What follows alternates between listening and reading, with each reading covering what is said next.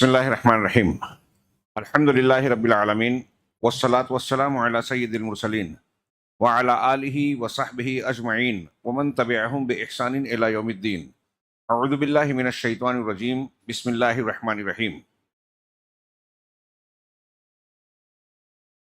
یا اہل الکتاب لا تغلوا فی دینکم ولا تقولوا علی اللہ الا الحق وقال تعالی انا اوحینا الیک کما اوحینا الی نوح والنبیین من بعدہ۔ محترم حاضرین، کل کے درس میں مکی مدنی سورہ نساء سے متعلق ہم کچھ اس کے موضوعات پر گفتگو کر رہے تھے اور بعض سرسری قسم کی باتیں زیر بحث آئیں۔ یہ بتایا گیا کہ اس سورہ مبارک کو النساء الکبریٰ سورۃ النساء بھی کہا جاتا ہے اور سورۃ النساء الکبریٰ بڑی سورۃ النساء، اس کے مقابلے میں سورہ طلاق کو سورۃ النساء الصغریٰ چھوٹی سورۃ النساء کہا جاتا ہے۔ اس سورے کے موضوعات سے متعلق کل کچھ باتیں ہوئی اور یہ بتایا گیا کہ اس کا بنیادی اور مرکزی محوری مضمون عدل و انصاف، رحمت و مہربانی ہے، ظلم سے ممانعت ہے، یہ تعلیم ہے کہ ہر حقدار کو اس کا حق دیا جائے، اللہ رب العالمین ہوں، مخلوق ہوں، رسول ہوں، ہمارے ارد گرد کے جو رشتہ دار اور بطور خاص جو کمزور طبقات ہیں ان کے حقوق کا خیال رکھا جائے۔ اس ضمن میں کچھ بنیادی باتیں بیان کی گئی تھیں۔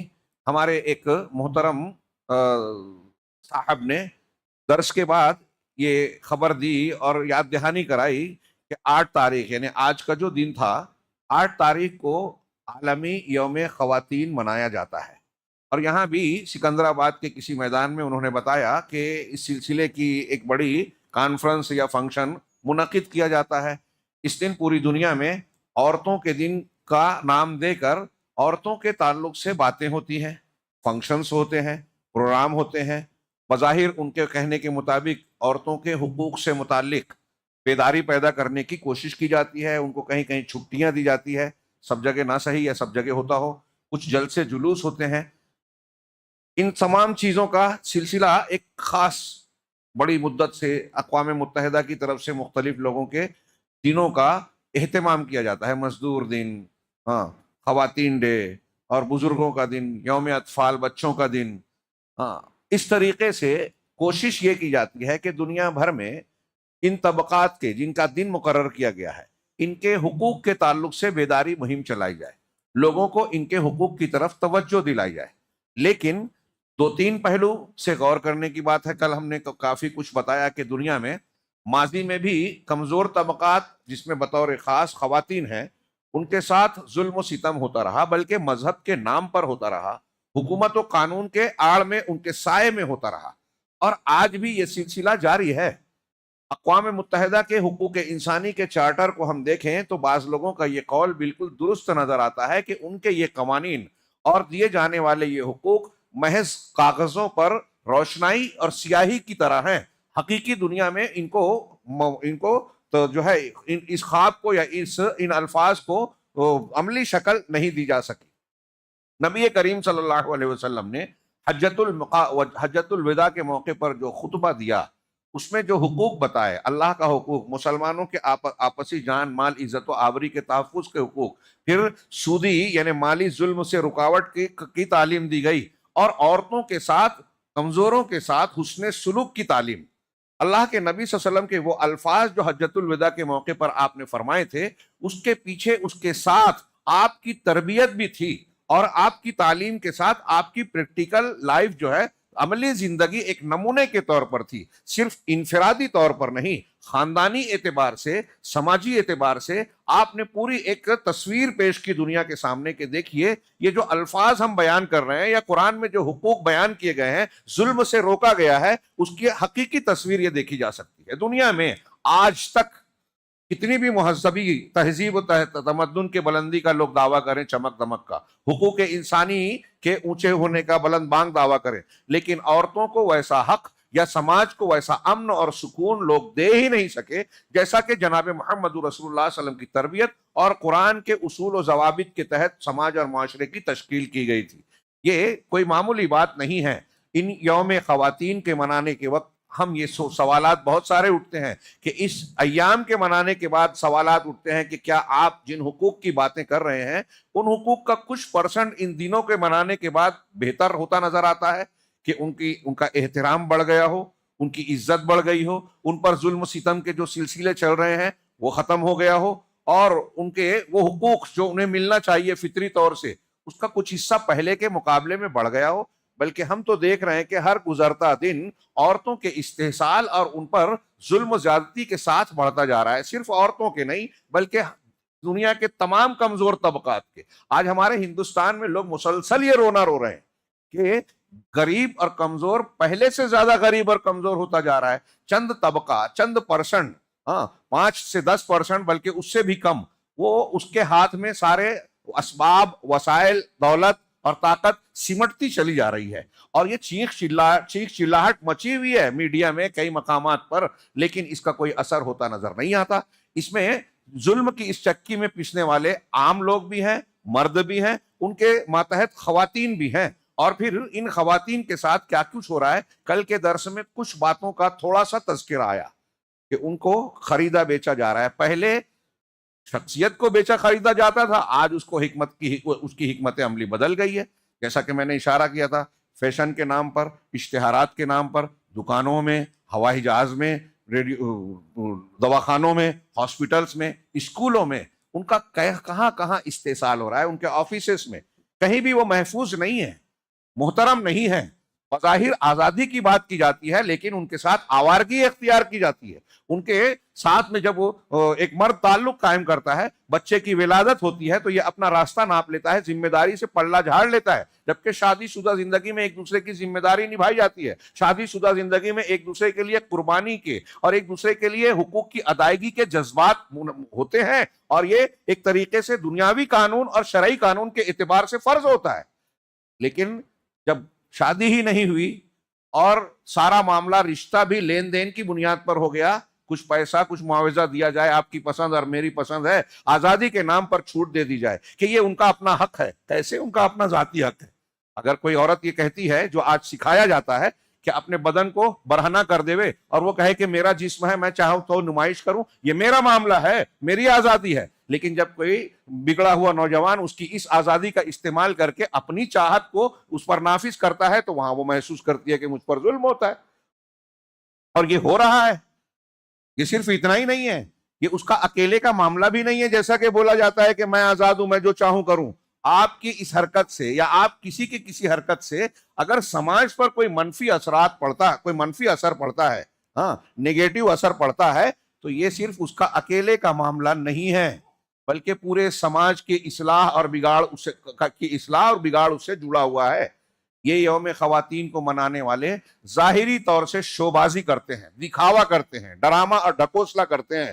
بزرگوں کا دن, بچوں کا دن, خواتین کا دن, لیکن یہ پوری دنیا اپنی تمام تر جو ہے تہذیب و تمدن کے دعووں کے ساتھ ان کمزور طبقات کے حقوق کو فراہم کرنے میں قاصر رہی ہے. اور جس کو یہ اعتراض کا نشانہ بناتے ہیں کہ اسلام میں ظلم و زیادتی ہوتی ہے یا یہاں کے خاندانی نظام یا عورتوں کے حقوق کے سلسلے میں کاٹ کسر کی گئی ہے, اگر غور سے دیکھیں تو خود عورتوں کو اور دنیا کے انصاف پسند غیر مسلموں کو بھی اس بات کا اعتراف ہے کہ دنیا میں کوئی مذہب, کوئی دین اگر عورتوں کو سب سے زیادہ حق دیتا ہے, سب سے زیادہ ان کا اونچا مقام متعین کرتا ہے تو وہ اسلام ہے. ماں کی حیثیت سے, باپ سے زیادہ بعض حیثیت سے اس کا درجہ بڑا ہے. اللہ کے رسول صلی اللہ علیہ وسلم کی وہ حدیث آپ جانتے ہیں, صحابی نے پوچھا کہ میرے حسن سلوک کا حقدار کون ہے؟ کہا تیری ماں. کہا پھر تیری ماں, کہا پھر تیری ماں, پھر تیرا باپ. یہاں کوئی نہیں کہتا کہ دیکھو اللہ تعالیٰ نے یا شریعت اسلامیہ نے عورت کا درجہ آدمی سے بڑھا دیا. 100 درجہ اس میں کہا جائے حسن سلوک کا تو 75% جو ہے عورت کے حق میں, ماں کے حق میں آ رہا ہے. ایسے ہی ہر مرحلے میں اس کے تقدس اور اس کے حقوق کا سختی سے جو ہے نفاذ کیا گیا ہے اسلام میں, یا حکم دیا گیا ہے. اور اللہ تبارک و تعالیٰ نے اس پوری سورہ نساء میں, نساء کبریٰ اور دوسری صورتوں میں بھی, جیسے کہ سورہ طلاق میں اور دوسرے مقامات پر ان کے حقوق کو بیان کیا. کل 1-2 نقطہ بیان کیا تھا. نمبر 3 پر تھا کہ العنایۃ بالارحام. اس سورہ مبارکہ کا ایک موضوع ہے کہ رشتہ داریوں پر توجہ دی جائے, وبالیتامى اور یتیموں پر, والقیام علی حقوقہم اور ان کے حقوق کو انجام دینا، پورا کرنا. والتحذیر والوعید الشدید لمن تساہل فی هذه الحقوق، اور اس شخص کے لیے بہت سخت وعید اور دھمکی، ڈراوا ان آیتوں میں سورہ نساء کی، جو ان حقوق کی ادائیگی میں تساہل کرتا ہے. صرف یوم خواتین، یوم اطفال، یوم یتیم اگر منا لیا جائے تو ان عورتوں کو حقوق اور عزت نہیں مل پاتے جب تک کہ مضبوط قانون نہ بنے. اور قانون بھی بن جانا کافی نہیں ہے، بہت سے قوانین اچھے اچھے بنے ہوئے ہیں، لیکن جیسا کہ میں نے کہا کہ وہ صرف روشنائی ہے کاغذ پر، پریکٹیکل لائف میں اس کا پتہ نہیں ہے. آج کتنی باتیں ہوتی ہیں لیکن دنیا میں کتنے قتل ہو رہے ہیں.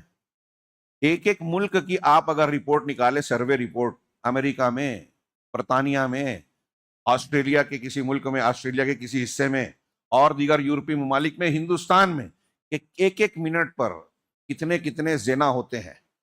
ہاں، عورتوں کے اغوا کی کارروائی ہوتی ہے. اگر گزشتہ 3-4 سال میں ہندوستان میں جو کچھ اس طرح کی ظالمانہ کارروائیاں ہوئی ہے، وہ نربھیا، اور پھر اس کے بعد جو ہے ابھی کچھ دنوں پہلے اسی سال میں کلکتہ کا معاملہ ہوا، ہاں، ریپ اور پھر مرڈر، اور انتہائی بے رحمی سے قتل کیا گیا ایک میڈیکل لائن کی بچی کے ساتھ جو سلوک ہوا. اور پھر اس کے بعد ہمارے مہاراشٹر میں جو ہے وہ بدلا پور کا واقعہ ایک تحریک کی شکل میں، اور پورے ہندوستان میں اس کی چرچا ہوئی. اس طرح کے واقعات روز ہوتے ہیں، دن بدن ہوتے ہیں، چیخ چلاٹ پکار ہوتی ہے.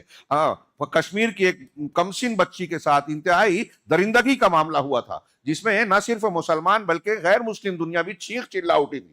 لیکن ایک خاص مدت تک تحریک چلی، اور ہمارے اس ملک میں ہم دیکھتے ہیں کہ اگر مذہب کی بنیاد پر کسی عورت کو نشانہ بنایا گیا ہے تو اس کے قیدیوں کو چھوڑا گیا، ان کا استقبال کیا گیا، پھول ہار کیا گیا کہ آپ نے زنا اور ریپ کر کے بہت بڑا کارنامہ انجام دیا ہے. گجرات کے لوگ بلقیس بانو کیس میں دیکھیے، یوم خواتین منا کے اس بلقیس بانو کے زخم پر مرہم رکھا گیا، یا ان کے حقوق کو جو مظلوم ہے ان کو کچھ حق دلایا گیا. یہ ڈھکوسلا، دکھاوا کہ ہم خواتین کے حقوق کی بات کر رہے ہیں. یہ قرآن دیکھیے کہتا ہے کہ جو لوگ یتیم کے مال کو ظلمن کھاتے ہیں اپنے پیٹ میں آگ بھرتے ہیں. قرآن نے کہا اس سورت میں یا سورہ بقرہ میں، تو غور کرو کہ اگر تم اپنے آپ پر غور کرو، کتنا مؤثر انداز ہے قرآن کا. غور کیجئے کہ یتیموں کا خیال رکھنے کے لیے کیا کہا گیا. اپنے آپ پر غور کرو. یہاں جتنے لوگ بیٹھے ہیں کہ میرے بھی بیٹے ہیں، اگر میرا بیٹا ہے، میں بہت اچھا کاروبار کر رہا ہوں، قرآن میں سورہ بقرہ میں انفاق کے ضمن میں گزر چکا، ہاں، میں بہت اچھا باغ ہے، کھیتی ہے، بہت اچھی پراپرٹی ہے، کاروبار چل رہا ہے. اچانک چھوٹے چھوٹے بچے ہیں اور آپ بوڑھے ہو چکے ہیں، اچانک آپ کا کاروبار تباہ و برباد ہو جائے، آپ کے بچوں کا کیا بنے گا؟ آپ ابھی کما رہے ہیں، اچھا سب کچھ ہے، آپ کا بچہ چھوٹی کمسینی کی عمر سے درد کے دور سے گزر رہا ہے، آپ کی وفات ہو جائے، آپ کا بچہ یتیم ہو جائے. تھوڑی دیر کے لیے جو آپ کا اپنا بچہ ہے اس کے بارے میں تصور کیجئے کہ وہ یتیم ہو گیا، اس کے ساتھ کیا ہونا چاہیے، کیسا سلوک ہونا چاہیے. ہاں، اپنے بچے کے بارے میں سوچئے، اور پھر اس بچے پر غور کیجئے جو حقیقت میں یتیم ہو گیا. اللہ تعالیٰ نے اس طریقے سے جھنجھوڑا ہے. ہاں، اور یہ صرف محض ایسی بات نہیں ہے کہ جس کو جذباتی کہیں، جذبات سے تعلق رکھتی ہے، لیکن ایک حقیقی تصویر کھینچتی ہے درد کی، کراہت کی اور ضرورت کی، اور انسان کو ابھارتی ہے کہ ہم اپنے بچے پر تصور کر لیں تو یتیم کے ساتھ بدسلوکی نہیں کر سکتے. اور پھر اسی لیے اللہ تعالیٰ نے اجر و ثواب بھی بتایا. رسول اللہ صلی اللہ علیہ وسلم کی حدیث سے پڑھیے، انا وکافل الیتیم کہاتین فی الجنہ، میں اور یتیم کی کفالت کرنے والا جنت میں اس طرح ہوگا. اس لیے صحابہ کرام اس کی فضیلتیں دیکھ کر کے یتیم کو غور سے دیکھنے، اس کے سر پر ہاتھ پھیرنے سے آپ کے دل میں مروت رحمت ڈالے گا اللہ. ان چیزوں کی وجہ سے اپنے گھر میں یتیموں کی پرورش کرتے تھے صحابہ. ہمارے دور کی طرح جو آج کل ہمارے یہاں فیشنیبل معاشرہ ہے، ایک یتیم خانہ بنا دیا، یتیموں کا خیال کرنے کا حکم ہے قرآن میں، تو ہم کبھی اس میں ایک آدھ بکرا بھیج دیے، طاقت ہے تو 100-200-400 روپیہ چندہ دے دیے، مہینے کا کچھ باندھ دیا، اور سمجھتے ہیں کہ یتیموں کی کفالت کا حق ہم نے ادا کر دیا. میں یہ نہیں کہتا کہ یہ کام صحیح نہیں ہے، اچھا نہیں ہے، بہت نیکی کا کام ہے. آپ 1 روپیہ بھی خرچ کریں ایسے مقامات پر بڑی فضیلت ہے. لیکن یتیموں کی کفالت آپ گھر میں لا کے یتیم خانے میں بچے کو رکھ کے بار بار یہ احساس دلایا جاتا ہے کہ آپ یتیم ہیں. آپ جب اپنے گھر میں لا کے کسی یتیم بچے کو پالیں گے تو باپ کا، ماں کا، بھائی کا، بہن کا، اس کو پیار ملے، اس کو سرپرستی ملے، خاندانی ہونے کا احساس ملے، یہ زیادہ اہم ہے. اور صحابہ کرام اپنے گھر میں یتیموں کے ان تعلیمات کا نتیجہ تھا. صرف یوم یتیم اور یوم اطفال نہیں مناتے تھے وہ لوگ، یوم خواتین نہیں مناتے تھے، لیکن وہاں کی عورتیں، اس سماج کی عورتیں، اس سماج کے یتیم بچے اصلی بچوں سے زیادہ حق پاتے تھے۔ صحابہ کرام کا عمل جا کے پڑھیے سیرت میں، کہ گھر میں یتیم بچہ اگر ہے تو اپنے اصلی بچے سے زیادہ اس کا خیال رکھتے تھے۔ کیوں؟ وہ کہتے تھے کہ اللہ نے اس کے ساتھ حسن سلوک کا حکم دیا، یہ ہمارے گھر اللہ کا مہمان ہے، یہ ہماری جنت کا ذریعہ ہے۔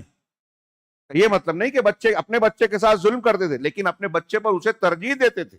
ہمارے یہاں ایک آدمی کا انتقال ہوا، یتیم بچے کے ساتھ کچھ تھوڑی دن کے لیے ہمدردی کی، اس کے بعد کہتے ہیں بڑا نالائق ہے۔ کون اس کے ساتھ حسن سلوک کرے؟ اس کی نالائقی کے باوجود آپ اس کے ساتھ حسن سلوک کریں، یہ آپ کا کام ہے۔ آپ بہت لائق ہیں تو آپ کا معاملہ کیا ہے یہ ظاہر ہونا چاہیے۔ خیر، تھوڑی سی بات تفصیل میں چلی گئی۔ یہ لوگوں کے جو ڈھکوسلے چلتے ہیں آج کی مہذب دنیا میں، دکھاوے کی بات، کہ دکھانے میں تو چمک دمک ہے، اچھا لباس ہے، لیکن جو ہے حقوق کا خیال، کمزوروں کے ساتھ ان کا معاملہ کیا ہے، یہ جب دیکھا جائے تو سارے تہذیب کے دعوے دھرے کے دھرے رہ جاتے ہیں۔ اونچے لوگوں سے تو سب اچھے سے پیش آتے ہیں، اپنے ماتحتوں سے، اپنے مزدور سے، بچوں سے، یتیموں سے، عورتوں سے جو آپ کے انڈر میں ہے، اس کے ساتھ آپ کیسے پیش آتے ہیں، یہ اصل میں آپ کا کردار کیا ہے بتاتا ہے۔ اللہ تبارک و تعالیٰ نے ان چیزوں پر، کہ اگر آپ ان کمزور طبقات کے حقوق کی ادائیگی میں تساہل کیا تو شدید وعیدیں سنائی۔ ہاں، جیسا کہ میں نے ایک آیت کی طرف اشارہ کیا، اللہ نے فرمایا وَآتُوا الْيَتَامَىٰ أَمْوَالَهُمْ وَلَا تَتَبَدَّلُوا الْخَبِيثَ بِالطَّيِّبِ، کہ یتیموں کو ان کا مال دے دو، اور مال دیتے ہوئے یہ دھیان رکھو کہ طیب، پاکیزہ مال، اچھے مال کے بدلے میں خبیث کو نہ بدلو۔ کہ یتیم کو اب اس کا مال جب دینا ہے نا، کہ جب یتیم بالغ ہو جائے سوجھ بوجھ والا تو اس کو اس کا مال دے دو۔ اب ہمارے یہاں تو سگے بھائی بہنوں کا حصہ دینے کے وقت لوگ کہتے ہیں کہ ابھی اس کو دوں گا تو برباد کر دے گا، اس کا حق ہے، میں نہیں دے رہا ہوں، ایسا عام کامن ملتا ہے، وہ برباد کر دے گا۔ ارے اس کا ہے تو آپ کیوں رکھے ہو؟ کسی اور کا لے لو کہ وہ برباد کر رہا ہے، آپ کا حق ہے یہ نہیں ہے۔ ایسے ہی یتیم کا مال پر نگراں تھے آپ، اب جب وہ سوجھ بوجھ والا ہو گیا تو ایمانداری سے اس کا جو اصلی مال ہے دے دو، اس کی اچھی پراپرٹی کو لے کے اپنی خراب پراپرٹی مت دو، یہ معنی ہے اس آیت کا۔ اس کا اچھا مال لے کے اپنا برا نہ دو۔ وَلَا تَأْكُلُوا أَمْوَالَهُمْ إِلَىٰ أَمْوَالِكُمْ، اور اس کے مال میں ملا کے اپنے مال کو ملا کر اس کے مال کو نہ کھاؤ بہانے بازی سے۔ ہاں، معروف سے اگر کوئی یتیم کی ذمہ داری کر رہا ہے تو اس کی نگرانی ان آیتوں میں اور سورہ بقرہ میں کہ معروف کے ساتھ نگرانی کرو۔ علماء نے کہا کہ معروف کے ساتھ نگرانی کا مطلب یہ ہے، فرض کیجئے کہ ایک آدمی خود غریب ہے، کسی یتیم کی کفالت کر رہا ہے، اس کو پراپرٹی میں بہت کچھ ملا ہے، اس کی دیکھ بھال کر رہا ہے، اس کا کاروبار، فیکٹری، کارخانہ کچھ بھی ہے، اور یہ دیکھ بھال کر رہا ہے، تو اب یہ دیکھ بھال کر رہا ہے تو اس کو بھی تو ضرورت ہے اجرت کی، معاوضے کی، تو کیسے اجرت لے؟ تو علامہ بعض علماء نے لکھا کہ اس میں معروف کا لحاظ کرتے ہوئے احتیاط کس میں ہے۔ ایک یہ کہ آپ کی ضرورت فرض کیجئے کہ 10,000 ہے، آپ کی ضرورت مہینے کی 10,000 ہے، اور جو آپ کام کر رہے ہیں اس کا جو ہے معاوضہ عرف عام میں 12,000 ہوتا ہے، تو آپ 10,000 ہی لیجئے، جو ضرورت ہے اتنا ہی لیجئے، اگرچہ عرف میں 12، یہ احتیاط ہے۔ اور اس کے الٹ ہو کہ عرف میں وہ 12 ہے، عرف میں 10 ہے، 10,000 بنتا ہے، جو چلن ہے 10,000 آپ کی تنخواہ بنتی ہے، اور آپ کی ضرورت 12,000 ہے، تو آپ 10 ہی لیجئے، احتیاط کا، تاکہ آپ انہو کان حبا کبیرہ، صحابہ کرام یہی کرتے تھے کہ یہ بہت بڑا گناہ ہے۔ ہاں، پھر اس کے بعد وہ آیت ہے کہ اگر یتیم جو زیر کفالت ہے ان کے سلسلے میں بچیاں ہیں اور اس میں آپ کو ڈر ہے کہ آپ انصاف نہیں کرو گے، ان کا حق نہیں دے پاؤ گے، تو دوسری عورتوں سے شادی کرو، ان بچیوں سے نہیں، اور 2 ہو، 3 ہو، 4 ہو۔ اس پر کل کے درس میں گفتگو ہوئی۔ اسی طرح اللہ تبارک و تعالیٰ نے ایک جگہ فرمایا آیت نمبر 34-35 میں، الرجال قوامون علی النساء، کہ مرد جو ہیں عورتوں پر قوام ہیں، حاکم ہیں، کفیل ہیں، قیم ہیں، ذمہ دار، سرپرست ہیں۔ اب یہاں کچھ لوگ کہتے ہیں کہ عورتوں کو مردوں کے ماتحت بنا دیا، انڈر میں بنا دیا، یہ اسلام کا ظلم ہے۔ تو کون سا ایسا مذہب ہے، کون سا ایسا سماج اور معاشرہ ہے جہاں عورتوں اور مردوں کو گھر میں یا کسی بھی یونٹ میں عورتوں مردوں یا سب کو بولا جاتا ہے برابر ہے؟ آپ یہاں کے کسی یونٹ میں چلے جائیں، مطلب آئی ٹی سیکٹر میں، کسی کارخانے میں، کسی چھوٹی سی فیکٹری میں، تو وہاں ایک مینیجر ہوتا ہے، ایک حاکم ہے، مینیجر ہوتا ہے، اور ایک دوسرے مزدور یا کام کرنے والے، سب کی کیٹیگریز ہوتی ہیں۔ تو وہاں کوئی یہ بولتا ہے کہ بھائی مینیجر کو زیادہ حق دے دیا گیا, بڑی پوسٹ دے دی گئی, ہمارے ساتھ ظلم ہو رہا ہے. کوئی بھی یونٹ ہو, کام اور نظام چلانے کے لیے ایک حاکم بنایا جاتا ہے. پورے ملک میں ایک حاکم ہے. صدر جمہوریہ کے جو حقوق ہیں وہ سب کو حاصل نہیں ہے, وزیر اعظم کو جو اختیارات ہیں سب کو حاصل نہیں ہے. تو جیسے ایک حکومت میں ہوتا ہے ویسے ایک خاندان کی یونٹ میں اللہ تبارک و تعالیٰ نے حاکم کی حیثیت سے مرد کو مقرر کیا ہے. اور یہ بات نیچرل ہے, فطری طور سے ہے کہ مرد کو جو قوت طاقت حاصل ہے اور باہری خطرات کو نپٹانے, خوف و خطرات اور مشکل حالات میں مصیبتوں کا سامنا کرنے کے لیے اکثریت میں مرد کو جو حوصلہ ہوتا ہے, عام طور سے خواتین میں وہ بات نہیں ہوتی, کہیں ایکسیپشن ہوتا ہے. ایک سمپل بات ہے, یہ لاجیکل بات ہے اور یہ بات سمجھ میں آتی ہے. تو اس اعتبار سے مرد کو حاکم بنایا گیا. شرعی زبان میں ایک مسلمان کو بہت آسانی سے یہ بات سمجھ میں آ سکتی ہے کہ آپ دیکھیے, بلکہ عیسائی اور نصارہ اور یہودیوں کو بھی سمجھ میں آ سکتی ہے کہ اللہ تبارک و تعالیٰ نے انبیاء کرام علیہ الصلوۃ والسلام کو مبعوث کیا. حضرت آدم کے بعد بھی حضرت ادریس, شیس علیہ السلام آئے, پھر اس کے بعد حضرت نوح علیہ السلام سے لے کے ایک سلسلہ چلا جناب محمد رسول اللہ صلی اللہ علیہ وسلم تک. کیا انبیاء کرام میں سے کوئی خاتون نبی بنائی گئی؟ جی آپ جانتے ہیں؟ نہیں, کوئی خاتون نبی نہیں. میں کیوں نہیں بنائی گئی؟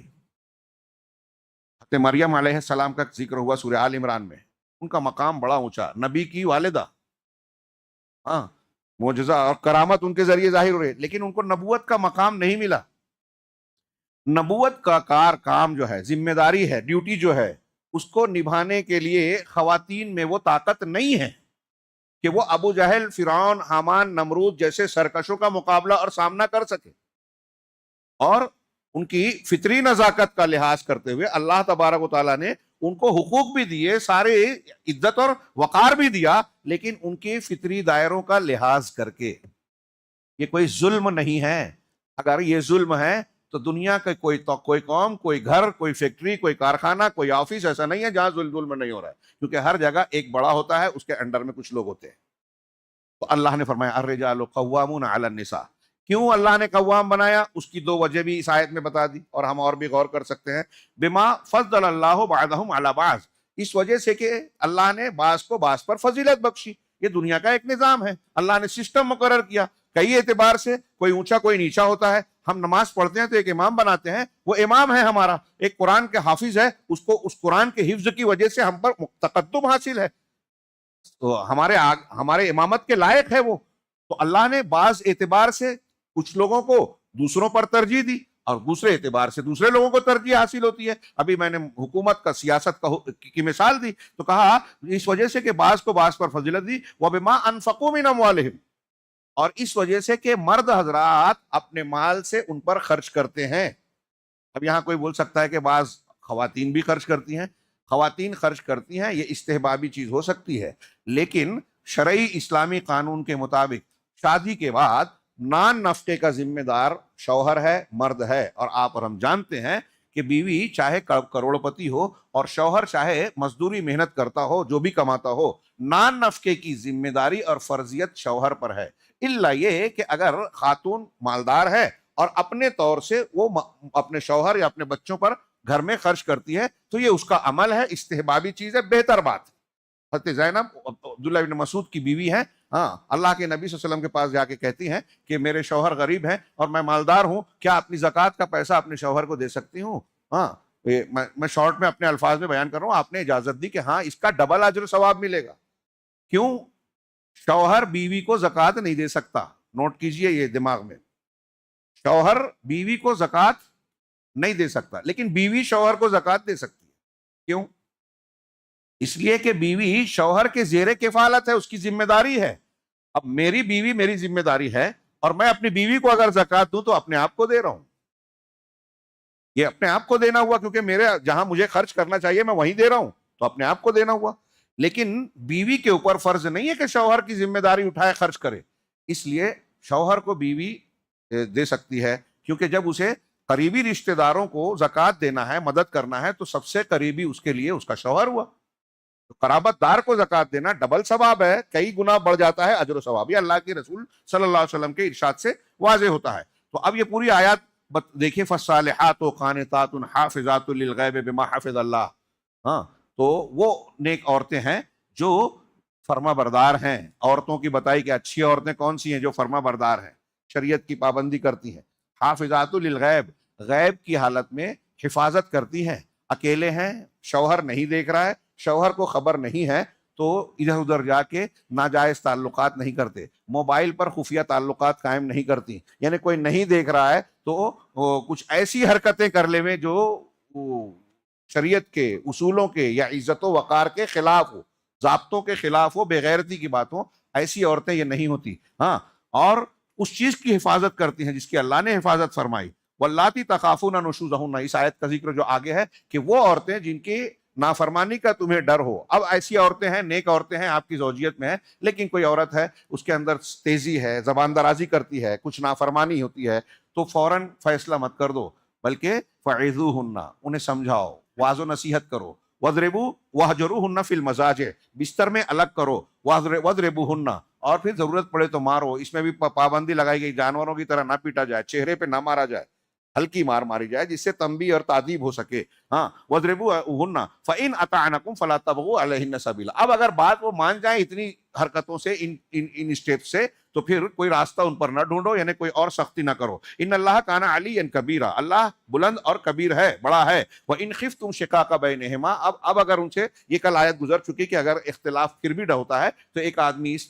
گھر سے، ایک آدمی اس گھر سے، مرد اور عورت کی طرف سے دونوں کی مصالحت کی بات کریں. اگر اصلاح چاہیں گے تو اللہ توفیق کی راہ پیدا کر دے گا. یہ آیت پھر اس کے بعد جو ہے اور بھی آیتیں ہیں جس میں اللہ تبارک و تعالیٰ نے ان عورتوں اور یتیموں کا، جیسا کہ میں نے کل ذکر کیا، وراثت کے حقوق میں بھی ان کے حقوق کو بیان کیا گیا ہے. چوتھے نمبر کے پوائنٹ پر ہم آتے ہیں موضوعات میں سے کہ شریعت کے احکامات پورے کے پورے رحمت ہیں، اور ہمارے اور آپ کے لیے، ساری انسانیت کے لیے شریعت کے جتنے بھی احکامات ہیں اس میں کوئی شدت نہیں ہے، ہماری مشقت نہیں ہے، بلکہ یہ سب کے سب ہمارے اپنے لیے رحمت ہے، مہربانی کا سامان ہے. اس میں فائدے ہیں، اور انجام دینے میں، اس کو پورا کرنے میں اللہ تبارک و تعالیٰ نے حرج اور مشقت کو اٹھا دیا ہے.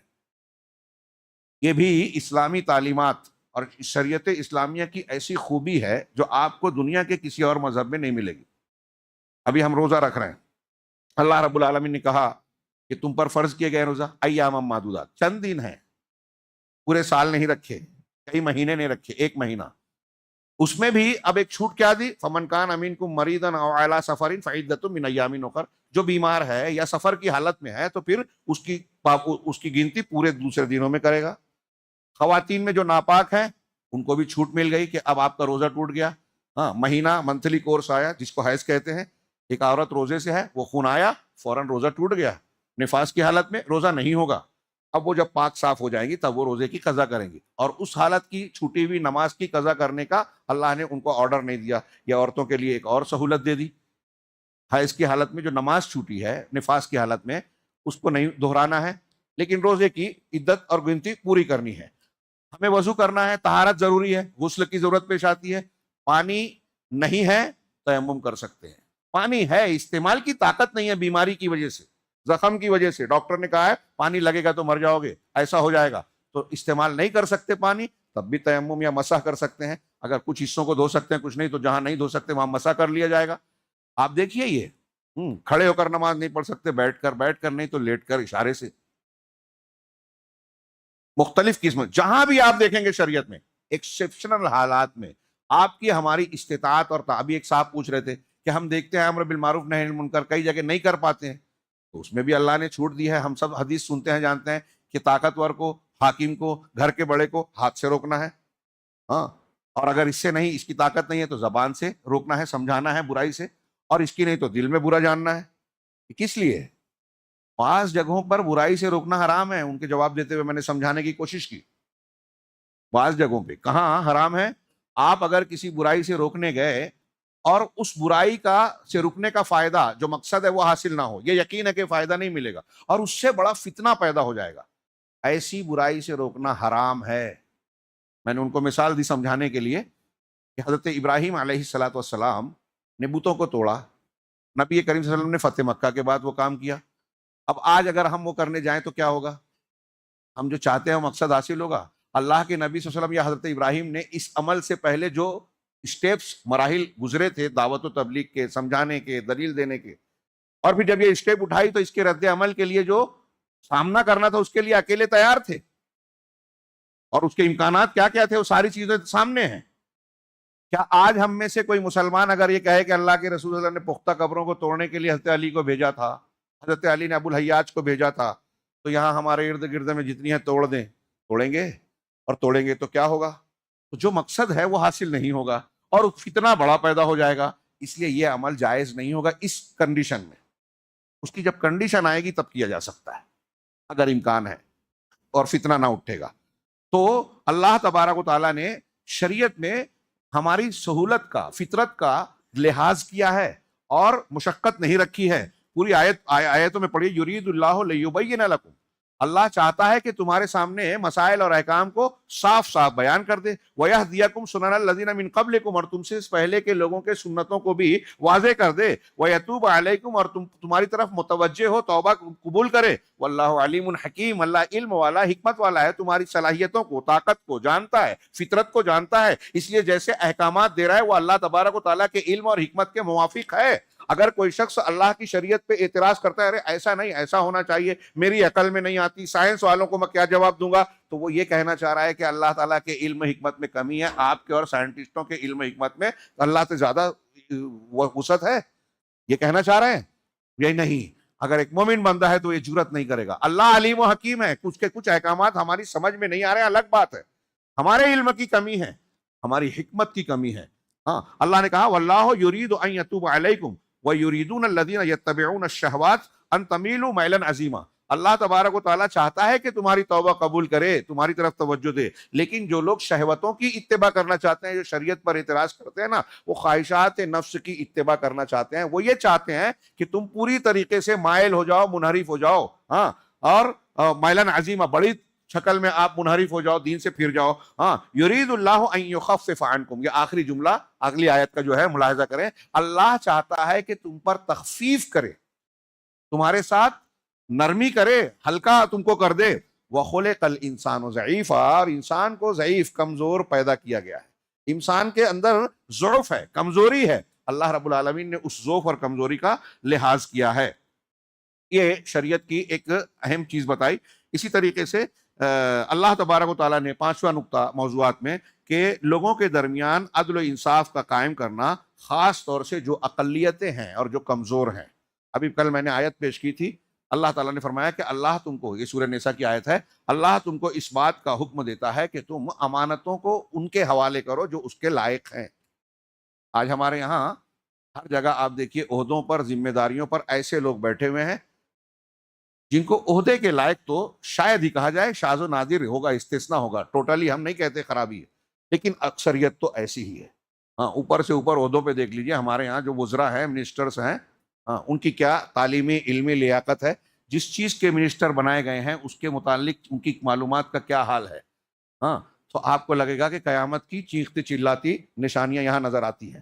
نبی کریم صلی اللہ علیہ وسلم سے ایک صحابی نے پوچھا تھا قیامت کب کا واقع ہوگی، ہاں، تو آپ نے کہا اس کے جواب میں اذا ضیعت الامانۃ فانتظر الساعہ، جب امانت کو ضائع کیا جائے یعنی ذمہ داریوں کو غلط لوگوں کے ہاتھوں میں دیا جائے تو پھر قیامت کا انتظار کرو۔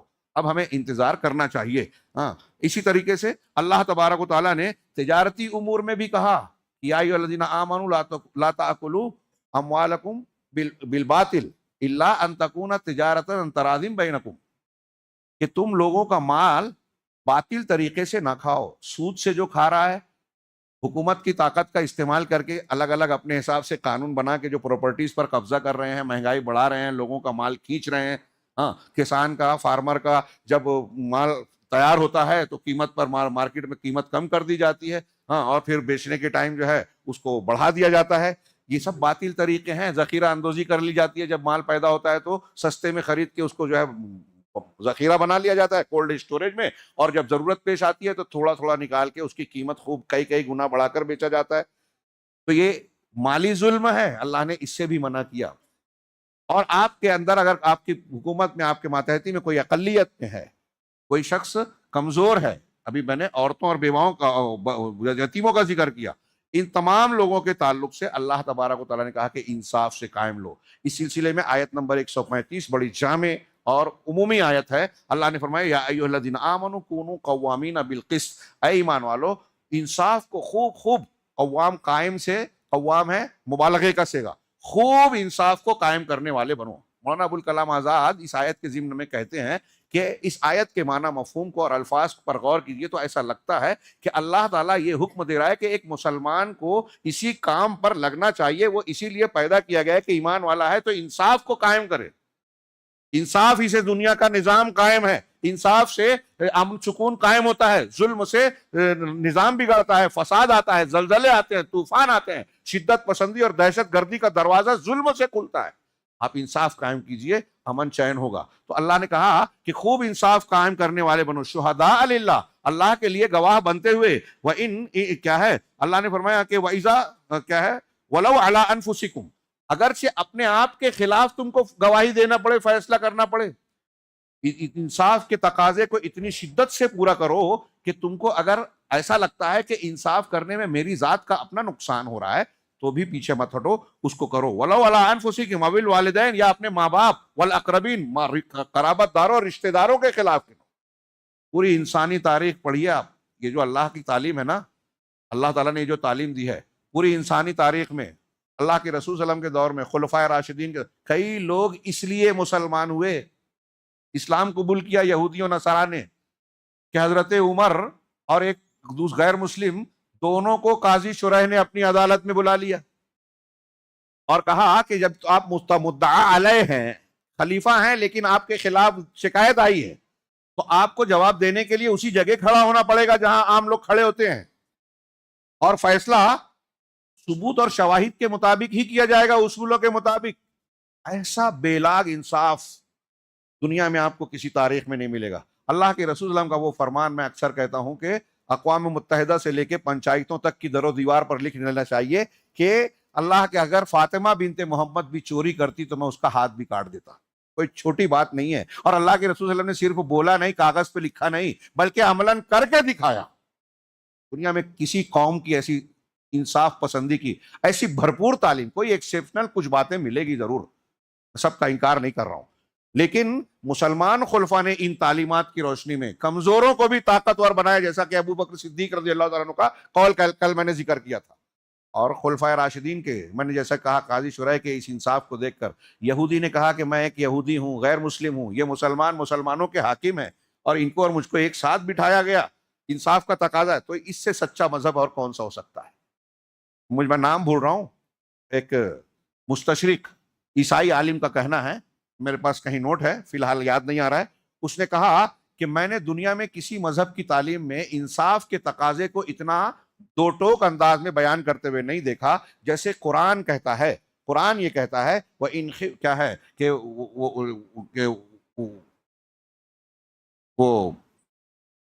وَلَا يَجْرِمَنَّكُمْ شَنَآنُ قَوْمٍ عَلَىٰ أَلَّا تَعْدِلُوا، کسی قوم کی دشمنی تم کو اس بات پر نہ ابھارے کہ تم انصاف نہ کرو.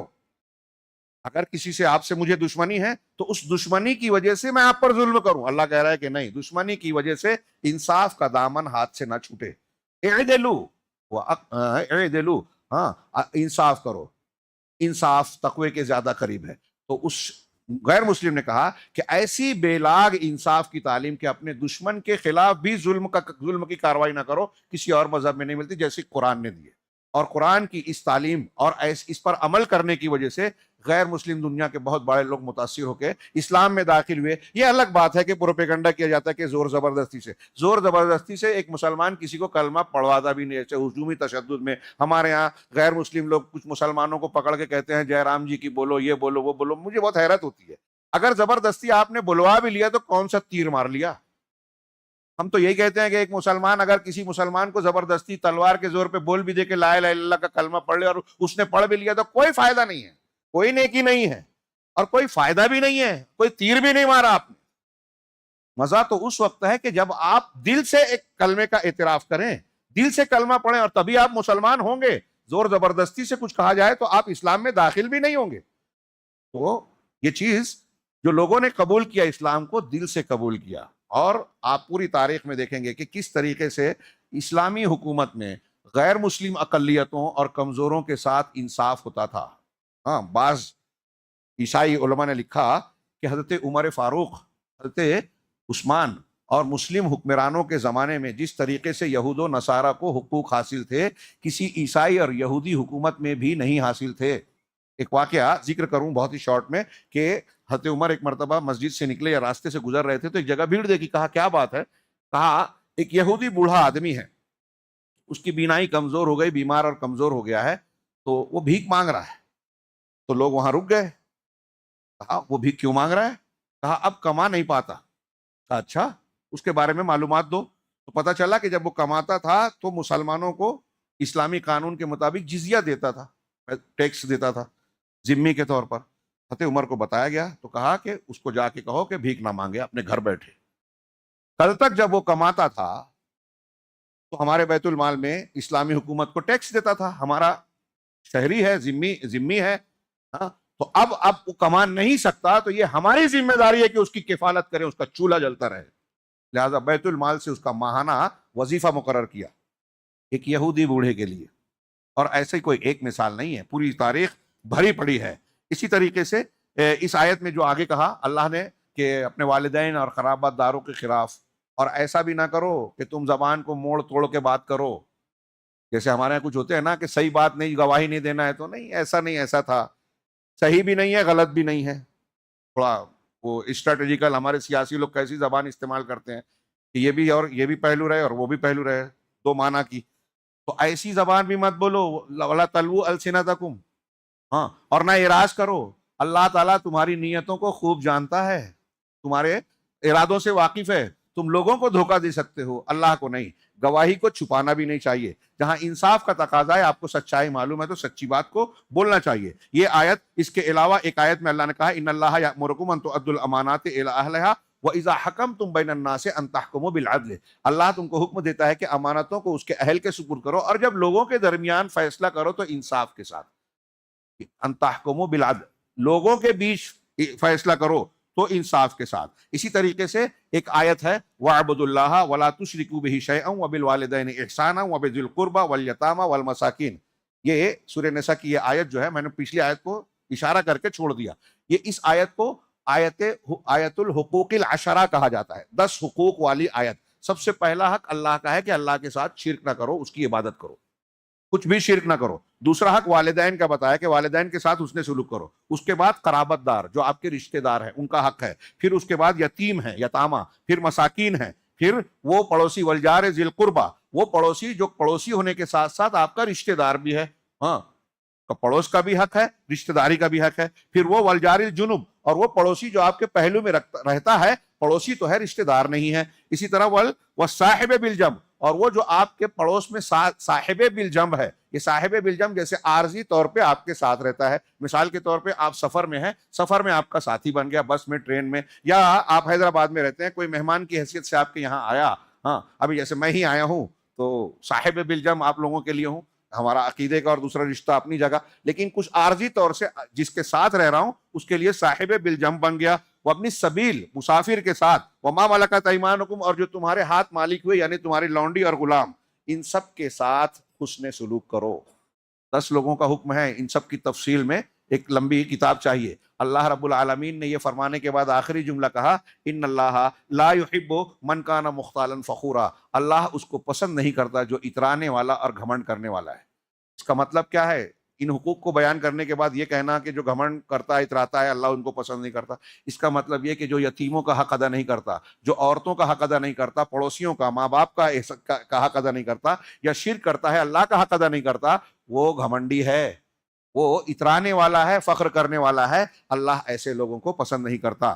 اسی طریقے سے یہ چند آیتوں کو سے آگے بڑھ کے نمبر 6 پہ اس سورہ مبارکہ میں منافقین کی صفات بیان کی گئی ہے، جو مسلمانوں کے اجتماعی ڈھانچے کو توڑ دینے، کمزور کرنے، چرمرانے کے لیے کوئی موقع چھوڑتے نہیں ہیں، کوشش میں لگے رہتے ہیں.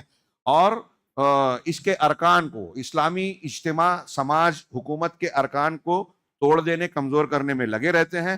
اللہ تبارک و تعالیٰ نے ان کے کچھ احکام بیان کیے اور ان سے ڈرایا ہے. آیت 88 سے 91، 136 سے 147. اس میں کئی چیزیں بیان کی گئی ہے. میرا دل چاہتا تھا کہ میں آج کے درس میں انہی پر زیادہ بات کروں, اور وہ اس تناظر میں کہ آج کے مسلمانوں کے جو ڈھانچے دیکھیں گے عالمی سطح پہ, آج ہم اپنے سماج میں, شہر میں, ملک میں, دنیا میں مسلمانوں کی جو حالت دیکھ رہے ہیں, ان کو میں اکثر کہتا ہوں غور کیجئے کہ قرآن میں مومنوں کی جو صفات بیان کی گئی ہے, مشرک اور کافروں کی جو صفات بیان کی گئی ہے, منافقین کی, تو مسلمانوں میں کن کی صفات زیادہ ہے؟ میں شارٹ اختصار کے لیے صرف یہ کہوں کہ منافقین کی صفات آپ کو زیادہ ملے گی. ہاں, میں ایک دو آیتیں پڑھ رہا ہوں, غور کیجئے, اور یہ کوئی معمولی بات یا سرسری طور سے سن کر گزر جانے والی بات نہیں ہے. اس پر اپنا جائزہ لینا چاہیے, ارد گرد کا اپنے گھر کا جائزہ لینا چاہیے, اپنی اصلاح کرنی چاہیے. اور میں حقیقت مانوں کہ بہت بڑے طبقے کو, مسلمانوں کو, اس سلسلے میں جو اللہ کے یہ فرامین بیان کیے گئے ہیں کہ منافق کیسے ہوتے ہیں, اس کو سامنے رکھ کے اپنی اصلاح کرنے کی ضرورت ہے. قرآن رمضان میں صرف اس طرح نہ پڑھیں کہ سن لیں, پڑھ لیں, گزر گئے, بلکہ اس پر تدبر کریں, اس پر عمل کرنے کی کوشش کریں. چنانچہ اللہ تبارک و تعالیٰ نے اس میں منافقین کے تعلق سے بیان کیا کہ منافقین کی فکر کیا ہے. یہ ان سے جب کہا جاتا ہے, ہاں, الم تر الی الذین یزعمون انہم آمنوا بما انزل الیک وما انزل الیک وما انزل من قبلک یریدون ان یتحاکموا الی الطاغوت. کیا آپ نے ان لوگوں کی طرف نہیں دیکھا جو یہ دعویٰ کرتے ہیں, گمان کرتے ہیں, دعویٰ کرتے ہیں, یزعمون, کہ وہ ایمان لائے اس چیز پر جو آپ پر نازل کی گئی اور اس چیز پر جو آپ سے پہلے پر. ایمان تو, دعویٰ تو ایمان کا کرتے ہیں, لیکن یریدون ان یتحاکموا الی الطاغوت, وہ چاہتے ہیں کہ طاغوت کے پاس اپنا فیصلہ لے جائیں, اللہ کے فیصلے کو چھوڑ کر کسی سردار کے پاس جانا چاہتے ہیں دنیا کی عدالت میں. آج کل بھی ایسا ہوتا ہے, کچھ مسلمان سوچتے ہیں کہ اگر میں حصے بکرے کے معاملے اور کو نپٹانے کے لیے علماء کے فتوے پوچھوں گا, قرآن حدیث کی دلیل سے کروں گا, تو میرا حصہ ذرا کم اور بھائی کا مل جائے گا, ایسا تو میں گورنمنٹ کے پاس جاؤں, عدالت میں جاؤں. میں کرایہ دار ہوں, مالک فلاں ہے, اب میں اس کی گھر کو, اس کی دکان کو ہتھیانا چاہتا ہوں, چھوڑنا نہیں چاہتا. مالک چاہ رہا ہے کہ مجھے واپس دے دے, لیکن وہ جاتا ہے عدالت میں کہ ابھی 10 سال تو کیس چلے گا اور ہو سکتا ہے میرے حق میں فیصلہ بھی ہو جائے. اور پہلے زیادہ تر یہی ہوتا تھا, ابھی کچھ چینجنگ ہوئی ہے. تو جو اصل مالک ہے وہ محروم, اور جو کرایہ دار ہے وہ قبضہ کر رہا ہے. ہاں, طاغوت کے فیصلے کی وجہ سے اللہ کا فیصلہ قبول نہیں ہے. اللہ تعالیٰ نے جو فیصلہ کیا ہے, حصہ میں اتنا نہیں لینا چاہتا, اس میں کچھ بڑھانا چاہتا ہوں, سامنے والے کا گھٹانا چاہتا ہوں. پوری دنیا میں, یہ یہاں بھی دیکھ لیجئے, دینی معاملات میں بھی دیکھ لیجئے کہ آپ کا ہمارا اختلاف ہوا. ہاں, آپ کہہ رہے ہیں کہ اللہ کے رسول صلی اللہ علیہ وسلم ہمیشہ 8 رکعت سے زیادہ کبھی نہیں پڑھی, لیکن آپ 20 پر 20 پڑھنا چاہتے ہیں کیونکہ لوگ کہہ رہے ہیں, مسلک کہہ رہا ہے. اللہ تبارک و اللہ کے رسول صلی اللہ علیہ وسلم نے کہا کہ ایک مجلس میں آپ کتنی مرتبہ بھی طلاق دیں, ایک ہی پڑے گی. مسلک نے کہا نہیں, 3 گولی چلاؤ گے 3 لگ چلتی ہے, اس لیے عقل یہ کہتی ہے, لاجک یہ کہتی ہے, جبکہ 10 والے میں 3 ہی کہتے ہیں, وہاں لاجک نہیں چلتی. تو 3 دے دی. اب ایک غلط چیز کو مان لیا, جو شریعت نے 3 موقع دیا تھا وہ موقع آپ نے ختم کیا. اب حلالہ جو حرام تھا, لعنتی کام تھا, اس کو مشروع کر دیا. ہاں, یہاں کوئی قرآن حدیث کا فتویٰ دیتا ہے تو نہیں, اس مولانا سے مت پوچھو, ان کا مسلک الگ ہے, وہ دوسرے مولانا سے پوچھو, وہ راستہ بتائیں گے. یہ میں اشارہ کر رہا ہوں کہ دینیات میں, معاملات میں, لین دین میں, حق حقوق میں کس طریقے سے لوگ اللہ اور رسول کے فیصلے کو جانتے ہوئے, جانتے ہیں کہ یہ فیصلہ یہاں یہ ہوگا, اس سے بچنے کے لیے دوسری طرف جاتے ہیں. یہ منافقین کی روش قرآن نے بتائی کہ وہ دعویٰ تو کر رہے ہیں کہ ہم ایمان والے ہیں, قرآن حدیث کو مانتے ہیں, رسول کو مانتے ہیں, لیکن جب ان کو فیصلہ کرانا ہوتا ہے تو طاغوت کی طرف جاتے ہیں. وَقَدْ أُمِرُوا أَن يَكْفُرُوا بِالطَّاغُوتِ, اللہ نے کہا کہ جبکہ ان کو آرڈر, حکم یہ دیا گیا ہے کہ طاغوت کا انکار کریں. اس کے فوراً بعد کی آیت دیکھیے, ہاں, کہ اللہ نے فرمایا وَإِذَا قِيلَ لَهُمْ تَعَالَوْا إِلَىٰ مَا أَنزَلَ اللَّهُ وَإِلَى الرَّسُولِ, جب ان سے کہا جاتا ہے کہ جو اللہ نے اتارا ہے قرآن اور رسول محمد صلی اللہ علیہ وسلم, ان کی طرف آ جاؤ, ان کا فیصلہ مان لو. جب ان سے یہ کہا جاتا ہے کہ یہ مانو, رأیت المنافقین یصدون عنک صدودا, تو آپ منافقوں کو دیکھیں گے کہ وہ آپ کے پاس سے کترا جائیں گے, ہاں, ہٹ جائیں گے. قرآن اور حدیث کی طرف بلایا جائے تو مانتے نہیں ہیں. یہ منافق کی روش ہے, مومن کی نہیں. غور کیجئے, ہمارے ہاں آج کیا یہ مزاج نہیں ہے کہ ہمارا آپ کا اختلاف ہوتا ہے, کچھ مسائل کی بات ہوتی ہے, قرآن حدیث پیش کی جاتی ہے, لوگ مانتے ہی نہیں ہیں. نہیں, ہمارا مسلک یہ ہے, اتنے لوگ نہیں جانتے کیا, ہمارے امام کے پاس کوئی اور دلیل ہوگی, گمان کی بنیاد پر جو چیز سامنے ہے دلیل, اس کا رد کر دیتے ہیں. اور سمجھتے ہیں کہ یہ چھوٹی بات ہے، یہ منافقت ہے، اور اگر بڑھ جائے تو یہ ایمان کو کے لیے سوالیہ نشان بن جانے والی چیز ہے، چھوٹی موٹی بات ہے ہی نہیں۔ ہاں، اللہ تبارک و تعالیٰ نے اسے منافقین کی روش بتائی، اور منافقین کے بارے میں صحابہ کو ڈانٹا اللہ تعالیٰ نے اس سورہ مبارکہ میں، کہ کچھ لوگ ان کی موافقت کرتے ہیں، آج بھی کچھ لوگ بدعتی لوگوں کا پکش لیتے ہیں، ان کی تائید کرتے ہیں نا۔ اللہ نے کہا فما لکم فی المنافقین فئتین واللہ ارکسہم بما کسبوا، تمہیں کیا ہو گیا ہے کہ منافقین کے بارے میں دو گروہ بن گئے ہو، حالانکہ اللہ تعالیٰ نے ان کو اوندھا کر دیا ہے۔ کیا اللہ نے جسے گمراہ کیا تم اسے ہدایت دو گے؟ اب ان کی روش کی وجہ سے اللہ نے ان کو توفیق نہیں دی، وہ ماننے والے نہیں ہیں، تو جس کو اللہ نے گمراہ کر دیا، یہ اللہ کے کلام کا میں ترجمہ کر رہا ہوں، کیا جس کو اللہ نے گمراہ کر دیا تم اسے ہدایت دو گے؟ اور پھر اگلی آیت میں اللہ نے کہا وَدُّوا لَوْ تَكْفُرُونَ كَمَا كَفَرُوا فَتَكُونُونَ سَوَاءً، یہ چاہتے ہیں، پسند کرتے ہیں کہ تم بھی کافر بن جاؤ، تم بھی کفر کرو جیسے انہوں نے کفر کیا۔ منافقین کئی کیٹیگری کی تھے، اس میں ایک کیٹیگری کا ذکر ہو رہا ہے کہ تم نے جیسے انہوں نے کفر کیا، مسلمانوں کے ساتھ چاہتے ہیں کہ تم بھی کافر بن جاؤ۔ ہاں، اللہ نے آگے کی آیتوں میں کہا کہ جب تک یہ ہجرت کر کے اپنے ایمان کا پکا ثبوت نہ دے دیں تب تک ان پر بھروسہ نہ کرنا، ان سے دور رہنا، اور مل جائے تو مار دینا۔ اگلی آیت کے مفہوم میں نے بتایا۔ ہاں، اس کے بعد جو ہے منافقین کے تعلق سے اس ضمن میں اللہ تبارک و تعالیٰ نے اختلافات کا حل بھی اس سورہ مبارکہ میں زبردست بتایا ہے، جو آپ جانتے ہیں، بلکہ ہر مسلک کے لوگ جانتے ہیں، لیکن ماننے کو کوئی تیار نہیں ہے۔ اللہ نے فرمایا یا ایھا الذین آمنوا اطیعوا اللہ واطیعوا الرسول، اے ایمان والو اللہ کی اطاعت کرو اور رسول کی اطاعت کرو۔ آج کون ہے اللہ؟ قرآن ماننا اللہ کی بات ہے، اللہ کا کلام ہے، اور رسول کی اطاعت کرو، صحیح حدیث ہے اللہ کے رسول سے جو ثابت ہے، آپ کی تعلیمات۔ وَأُولِي الْأَمْرِ مِنْكُمْ، یہاں دونوں جگہ اطیعوا کہا اور اولو الامر کی جگہ اطیعوا نہیں کہا، اس سے صاف ظاہر ہے کہ ان دونوں اطاعتوں کے ماتحت یہ تیسری اطاعت ہے۔ اولو الامر سے مراد کون ہے؟ جو مسلمانوں کا ذمہ دار حاکم ہے، یا علماء اور فقہاء ہیں، معتبر علماء، بدعتی نہیں، علماء سو نہیں، معتبر علماء۔ تو اہل علم اور اہل اقتدار جو مسلمانوں کے ہیں ان کی اطاعت کرو۔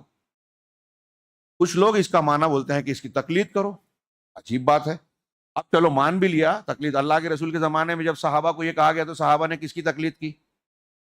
امام حنیفہ امام شافعی تو بہت بعد میں پیدا ہوئے، تقلید 4 صدی میں شروع ہوئی لازمی طور سے۔ علماء سے فتویٰ پوچھنا دلیل کے ذریعے تقلید نہیں ہے، وہ علم ہے، پوچھنا تقلید نہیں ہے۔ اللہ نے پوچھنے کے لیے کہا فَاسْأَلُوا أَهْلَ الذِّكْرِ إِن كُنتُمْ لَا تَعْلَمُونَ، علم نہیں ہے تو پوچھو اہل ذکر۔ اہل ذکر کون ہے؟ قرآن حدیث والے۔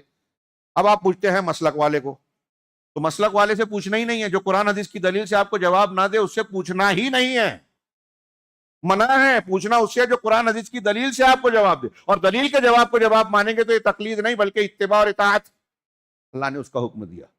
اللہ کی اطاعت کرو اور رسول کی اطاعت اور اولو الامر کی، اور حدیثوں میں یہ صاف ہے، قرآن کی آیت سے بھی صاف ہے کہ اولو الامر کی اطاعت اللہ اور رسول کی اطاعت کے تابع ہے، لیکن اہل تقلید نے جو تقلید کو لازم کہتے ہیں وہ اولو الامر کی تقلید کو یہ درجہ دیتے ہیں کہ اب امام کی بات اتنی سختی سے ماننا ہے کہ اللہ کی بھی اطاعت ضروری نہیں، رسول کی بھی نہیں، ان کی ماننا ضروری ہے۔ اجماع ہو گیا، قرآن کے خلاف اجماع ہو ہی نہیں سکتا، تو اصل اطاعت اللہ کی اور رسول کی ہے نا۔ اب آپ امام کی بات کو مان رہے اور امام کی بات اللہ اور رسول کی بات سے اگر ٹکرا گئی تو کون سی بات مانیں گے؟ اس میں کوئی گہری علمی بصیرت اور فقاہت کی ضرورت نہیں ہے، موٹی سی بات ہے، سمجھ میں آتی ہے کہ اصل تو اللہ کی بات ماننی ہے نا۔ تو اللہ کی بات اگر کسی سے ٹکرا جائے تو کتنا بھی بڑا ہو، ہوا میں اڑے پانی پہ چلے، کوئی کتنا بڑا امام ہو، ہاں، عشاء کے وضو سے فجر کی نماز پڑھے 1 سال 2 سال زندگی بھر 40 سال، بلکہ جس دن پیدا ہوا بالغ ہوا اس دن سے وضو ٹوٹا ہی نہیں مرتے تک، لیکن اس کی بات کے سامنے اللہ رسول کی بات کو رد نہیں کیا جا سکتا۔ یہ جو میں کہہ رہا ہوں اس میں امت کے ایک عالم کا بھی شاید معتبر عالم کا اختلاف نہیں، اصولی اعتبار سے ائمہ کرام، امام حنیفہ، امام شافعی، امام مالک، ان کا بھی اختلاف نہیں ہے، ائمہ کرام کا، محدثین کا، صحابہ کا۔ ہاں، کوئی اللہ کے رسول کی بات کو چھوڑ کر کسی کی بات کو لیتا ہے تو یہ سارے علماء صحابہ سے لے کے آج تک کہتے ہیں کہ اس پر عذاب آئے گا، اس لیے کہ قرآن کہتا ہے، حدیث کہتی ہے، لیکن یہ ماننے کے لیے تیار۔ ان تنازعتم فی شیء، اگر تمہارا اختلاف، اب اولو الامر سے آگے کی آیت کہتی ہے اولو الامر کو مانو، پھر فوراً اللہ نے یہ بھی کہا کہ اگر کسی معاملے میں اختلاف ہو جائے تو اختلاف کس سے ہوگا؟ اللہ سے، رسول سے اختلاف ہوگا۔ اللہ اور رسول سے کوئی اختلاف کرے تو کافر ہو جائے گا، اختلاف ہوگا اولو الامر سے۔ تقلید کرنے والے امام کی بات کی مخالفت کرنے کو جائز ہی نہیں کہتے، اور اللہ کہہ رہا ہے کہ اختلاف ہوگا، تو اختلاف ہوگا تو کیسے حل کرو؟ فردوہ الی اللہ والرسول، اللہ اور رسول کی طرف لوٹاؤ۔ اس کا مطلب قرآن کا یہ کلمہ کہہ رہا ہے کہ ہمارے جھگڑوں کا حل قرآن حدیث میں ہے، اگر اس میں حل نہیں ہوتا تو اللہ لوٹانے کے لیے نہیں کہتا، لوٹاؤ اس کے یعنی قرآن حدیث کی روشنی میں فیصلہ حاصل کرو۔ اور یہاں فقاہت و اجتہاد کی ضرورت پڑتی ہے کہ جو واضح مسائل نہیں ہیں اسی میں تو اختلاف ہوتا ہے، اور جب اختلاف ہو تو قرآن و حدیث میں جو واضح نہیں ہے قرآن و حدیث کی دلیلوں کی روشنی میں اس کا استنباط کیا جائے، جو اہل علم فقہاء مجتہدین کریں گے، اور ان سے سمجھا جائے گا دلیلوں کی بنیاد پر، اس کو ماننا تقلید نہیں ہے، اتباع ہوگی، تحقیق کر کے معلوم کرنا ہے۔ تو اللہ تبارک و تعالیٰ نے اس کا بھی حکم دیا۔ یہاں ضمناً میں ایک بات کر دوں جو اس کتاب میں نہیں ہے، کہ اس سورہ مبارکہ میں قصر نماز، مسافر کے لیے قصر نماز کی مشروعیت بیان کی گئی ہے، اسی طرح صلاۃ خوف کا بھی ذکر ہے۔ ہاں، وَإِذَا ضَرَبْتُمْ فِي الْأَرْضِ فَلَا جُنَاحَ عَلَيْكُمْ أَن تَقْصُرُوا مِنَ الصَّلَاةِ إِنْ خِفْتُمْ، شیخ کیا ہے، فَلَيْسَ عَلَيْكُمْ جُنَاحٌ أَن تَقْصُرُوا مِنَ الصَّلَاةِ إِنْ خِفْتُمْ أَن يَفْتِنَكُمُ الَّذِينَ كَفَرُوا، کہ اگر تم زمین میں سفر کے لیے نکلو تو تم پر کوئی گناہ نہیں ہے کہ تم نماز کو قصر کرو، اگر تمہیں اس بات کا ڈر نہ ہو کہ کافر تم کو فتنے میں ڈالیں گے، ستائیں گے۔ کچھ لوگ یہاں منکرین حدیث یا اس قسم کے ٹائپ لگتے، دیکھیے یہاں یہ کہا گیا کہ اگر کافروں کا ڈر ہے تب قصر کی جائے گی، نہیں، یہ قید اتفاقی ہے۔ ہاں، حافظ صلاح الدین نے لکھا کہ جو واقعات کی شکل میں زیادہ تر ہوتا ہے اس کو بطور قید کے ذکر کر دینے کا یہ مطلب نہیں ہے کہ وہ کنڈیشن نہیں ہو تو اب یہ اجازت نہیں ہے۔ جیسے اللہ نے قرآن میں کہا کیا ہے، لا تاکلوا الربا اضعافا مضاعفا، گناہ در گناہ بڑھا کے سود مت کھاؤ۔ تو اب کوئی اس آیت سے یہ استدلال کرے کہ گناہ در گناہ بڑھا کے کھانے سے منع ہے، مطلب تھوڑا موڑا بڑھا کے کھا سکتے ہیں؟ جی نہیں، زیادہ تر ایسا ہوتا تھا اس لیے اس کو ذکر کیا، اس کے بغیر بھی یہ جائز نہیں ہوگا۔ تو ایسے ہی اس آیت کریمہ سے نمازی مسافر کے لیے نماز میں قصر کرنے کی مشروعیت ثابت ہوتی ہے۔ اب یہ الگ بات ہے مسافر کسے کہیں گے، جہاں آپ کو لگے کہ آپ مسافر ہیں، اس میں مسافت کے تعلق سے کوئی واضح صاف ثابت حدیث نہیں ہے۔ ہاں، میں اپنی بات کہوں تو مجھے اس سلسلے میں زیادہ بہتر قول وہ 72-73 کلومیٹر یعنی 42 میل کا جو فاصلہ ہے وہ مجھے بہتر لگتا ہے۔ خود اہل حدیث علماء میں کچھ لوگ ایسے بھی ہیں جو 19-20 کلومیٹر اور میل کا بھی کہتے ہیں، 3 فرسخ کے معنی میں، لیکن مجھے وہ بہتر معلوم ہوتا ہے۔ یہ میں نے بتایا، پھر اس پر گفتگو کی گنجائش ہے کہ اور کتنے دنوں تک، تو اس میں بھی بڑا اختلاف ہے۔ زیادہ بہتر یہ سمجھ میں آتا ہے، امام احمد بن حنبل نے کہا کہ اللہ کے رسول صلی اللہ علیہ وسلم نے زیادہ سے زیادہ جتنے دن قصر کیا وہ 4 دن کی مدت ہے۔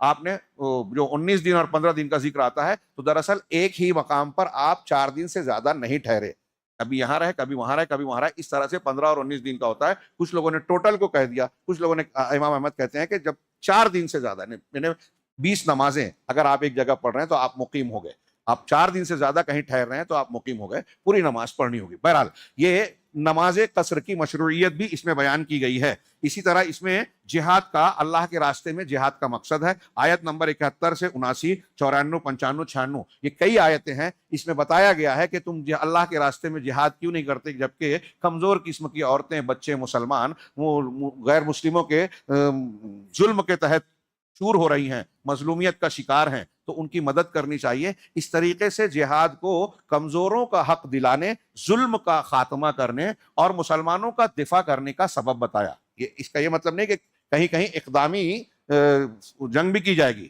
ہاں، تو جہاد کے مقاصد قتل و خوریزی نہیں ہے، حکومت اور دولت حاصل کرنا نہیں ہے، بلکہ اگر کوئی قوم ظلم کر رہی ہے، دعوت کے راستے میں رکاوٹ بن رہی ہے، مسلمانوں کے حقوق کو سلب کر رہی ہے، کمزوروں کا حق ہڑپ کر رہی ہے، تو ایسی طاقت کو توڑنے کے لیے مشروع کیا گیا ہے۔ ان آیتوں کا میں نے جو اشارہ کیا ہے آپ اس کی طرف مراجعہ کر سکتے ہیں۔ اسی طرح سے اللہ کی ذات کے سلسلے میں عقیدے کو درست کرنا، اس سورہ مبارکہ میں نے شروع میں کل کے درس میں کہا تھا کہ سب سے بڑا ظلم شرک ہے اور سب سے بڑا انصاف، عدل جو ہے توحید ہے۔ اب جس سورہ مبارکہ میں عدل کی تعلیم اور ظلم سے ممانعت ہے تو اس میں اس کا ذکر نہ ہو تو بات ادھوری رہتی، اس لیے اس میں بہت اچھے اور مضبوط انداز میں اہل کتاب کو خطاب کر کے، چونکہ ان سے کئی جگہ خطاب ہوا ہے، اللہ نے فرمایا یا اہل الکتاب لا تغلوا فی دینکم، اے اہل کتاب اپنے دین کے سلسلے میں غلو نہ کرو، غلو افراط کرنا۔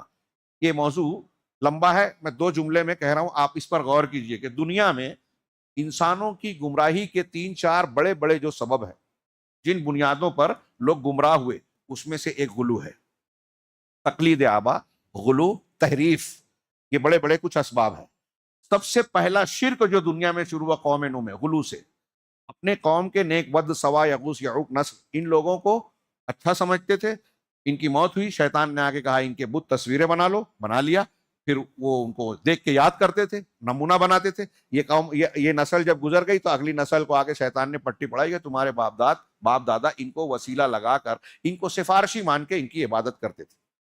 حضرت ابن عباس کے قول کی ترجمانی میں اپنے الفاظ میں کر رہا ہوں، اور قرآن میں بھی اس کا تذکرہ ہے، ود، سوا، یغوث، یعوق والا۔ تو پہلا شرک قوم نوح میں آیا، اس سے پہلے شرک نہیں تھا، اور وہ غلو کے راستے آیا جب انہوں نے اپنے بزرگوں کے سلسلے میں حد سے تجاوز کیا۔ غلو سے کتنی گمراہیاں آتی ہیں، عقیدے میں، شخصیات میں، عمل میں، جہاں بھی غلو کریں گے آپ گمراہ ہو جائیں گے۔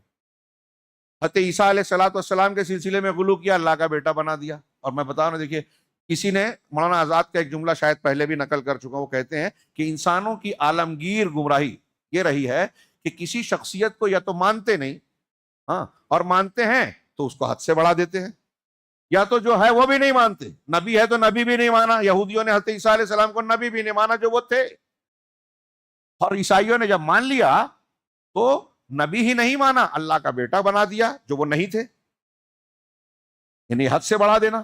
علماء کو، احبار کو علماء کا مقام دینا چاہیے۔ اگر ان کو آپ یہ مان لو کہ یہ امام ہے، یہ پیر صاحب ہے، اب جو بولے حلال ہے، جو بولے حرام ہے، تو آپ نے ان کو رب بنا لیا، علماء کو ان کے مقام سے بڑھا دیا۔ قرآن نے بتایا اتخذوا احبارهم ورهبانهم اربابا من دون اللہ۔ فرقے ایسے ہی بنتے ہیں کہ آپ شخصیت کو پکڑ لیا، اب یہ جو بولے وہ دین، اللہ رسول کی بات کے مقابلے میں کسی شخصیت کو کھڑا کر دیا، پیر صاحب کو، امام صاحب کو اور فلاں کو۔ یہاں شخصیت میں غلو کیا، نماز میں غلو کیا آپ نے، وہ بڑھ گئے آگے۔ کسی حلال چیز کو آپ نے حرام کر دیا کہ نہیں نہیں نہیں، میری احتیاط یہ ہے کہ میں یہ نہیں کھاؤں گا، وہ نہیں کھاؤں گا، جس کو اللہ نے حرام کیا ہے، حلال کیا ہے، آپ اس کو حرام کر رہے ہیں۔ صوفیہ کو، سنیاسیوں کے اور جوگیوں کے دین کی بنیاد پر بہت سارے اہل تصوف نے یہ کیا کہ حلال کو حرام بنا لیا، جو جائز تھا اس کو ناجائز کر لیا، جو مکروہ ہے اس کو ایک دم سے حرام بنا دیا۔ تو شدت پسندی، آج کل جو لوگ تھوڑے سے گناہ کرتا ہے کوئی مسلمان، اس کو کافر کہتے ہیں، جو خارجی ہیں۔ جمعہ کے دن ایک صاحب مجھ سے سوال کر رہے تھے، اس سلسلے میں چاہ رہا ہوں کہ وہ آئیں، تھوڑی وضاحت کروں۔ بہت بڑی گمراہی ہے کہ گناہ کرنے پر کسی مسلمان کو کافر کہہ دینا، اس کا ذبیحہ نہیں کھانا، فتویٰ دینا کہ یہ کافر ہے، یہ مسلمان نہیں ہے۔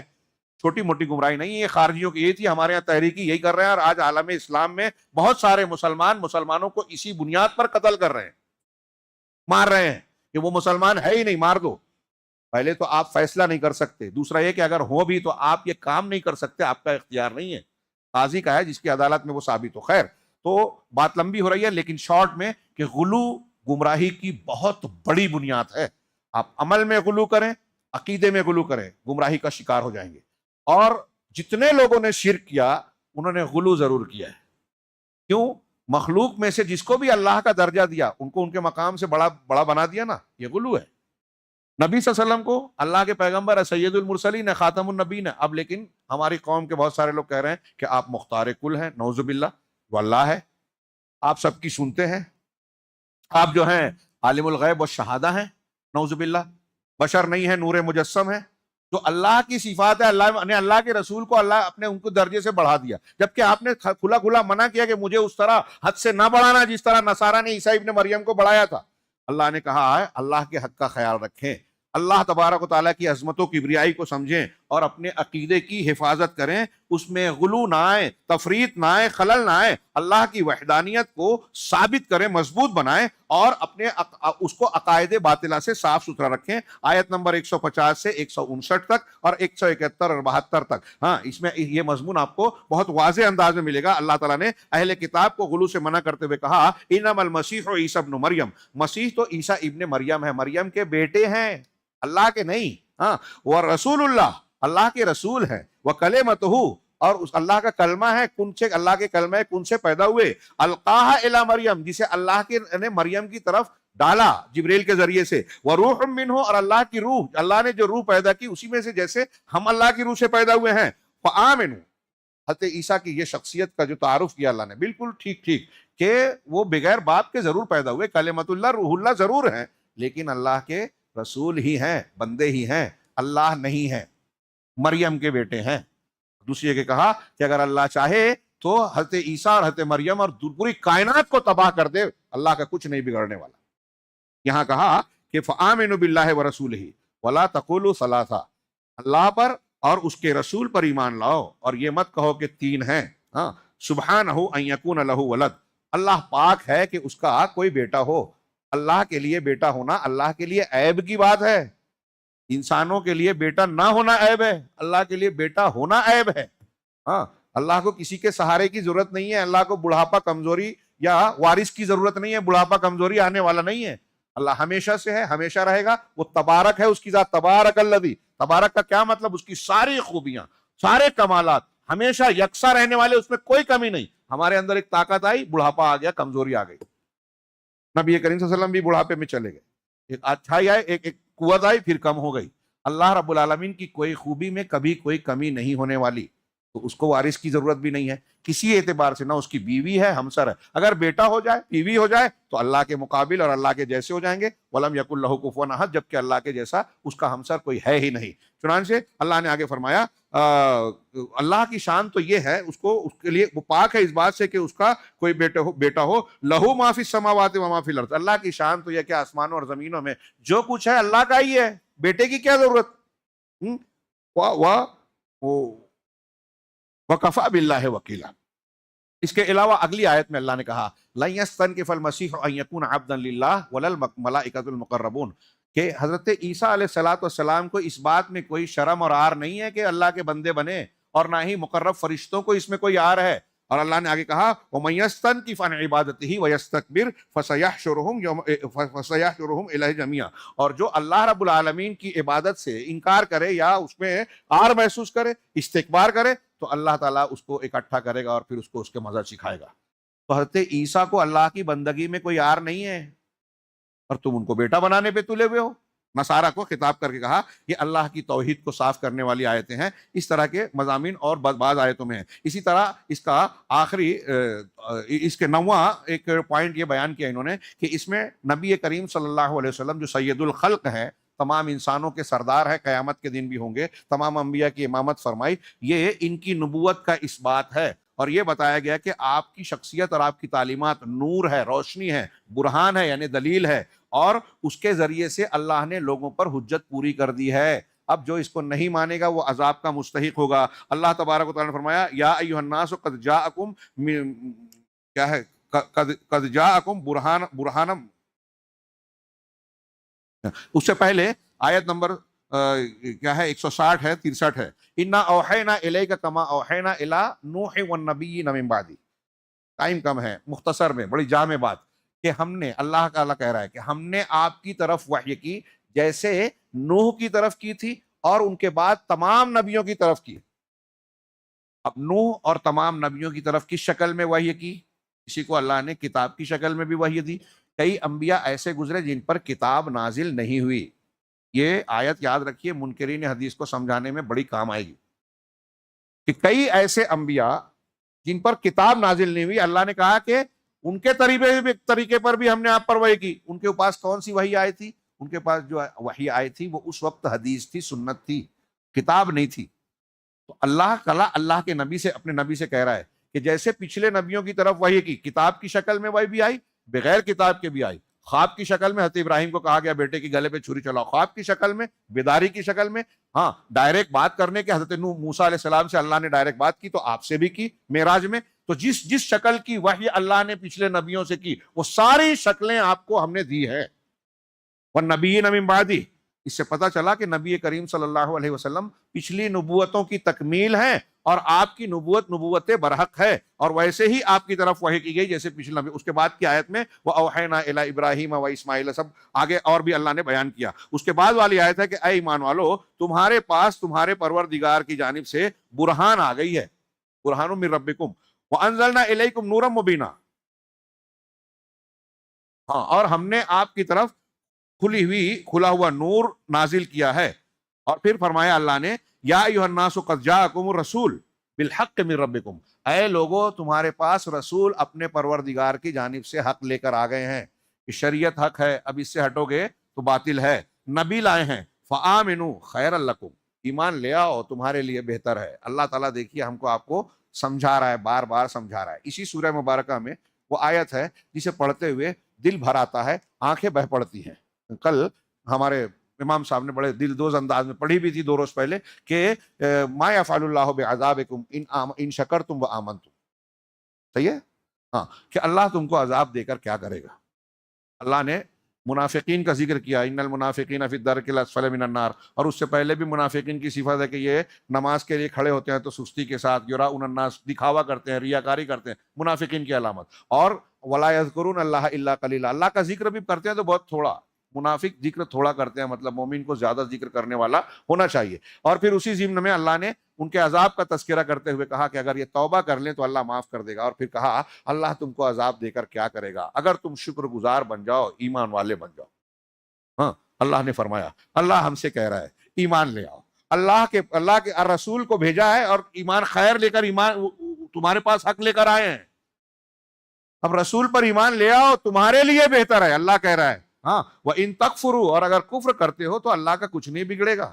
فَإِنَّ لِلَّهِ مَا فِي السَّمَاوَاتِ وَالْأَرْضِ، تمہارے لیے بہتر یہ کہ ایمان لے آؤ. اور اگر نہیں لاتے تو اللہ کا کیا بگڑے گا، اللہ کے لیے آسمان و زمین کی ساری ملکیت ہے.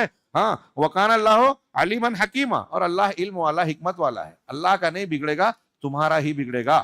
ہاں، اللہ کے نبی صلی اللہ علیہ وسلم کو آپ کا حق دیا جائے.